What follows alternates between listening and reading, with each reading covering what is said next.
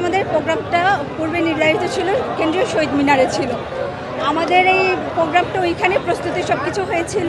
এখন আপনাদের নতুন একটি দল এনসিপি একই দিনে একই জায়গায় একই স্থানে হচ্ছে ওনারা প্রোগ্রাম করতে চাচ্ছে।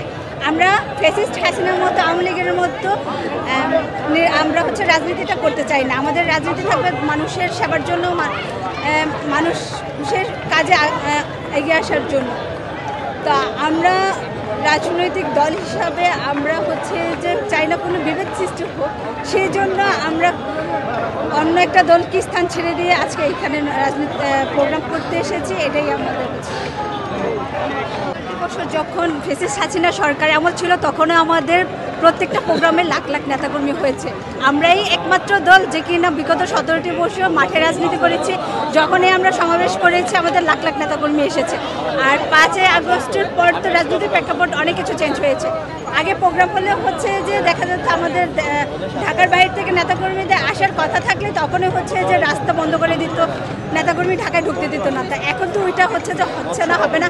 তো এখন আমরা আশা করছি অবশ্যই 10 লাখের উপরে নেতাকর্মী হবে। আমাদের প্রত্যেকটা জেলা থেকে, প্রত্যেকটা উপজেলা থেকে, ইউনিয়ন থেকে নেতাকর্মী আসবে। আমাদের আজকের ছাত্র সমাজের সমাবেশ হচ্ছে জনসমুদ্রে পরিণত হবে। ধন্যবাদ। এই সমাবেশকে দেশবাসীকে কি মেসেজ দিতে চাচ্ছেন আপনারা?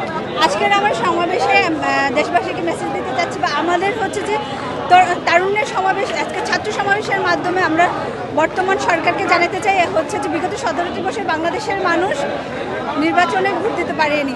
আমাদেরকে সুষ্ঠু একটা নির্বাচনের মাধ্যমে ভোট দিয়ে সরকার প্রতিষ্ঠা করার জন্য ওনারা ব্যবস্থা করে দেয়। সেটাই আমাদের আজকে। For more updates, follow us on Facebook, subscribe our YouTube channel, get the latest update on www.daily-sun.com.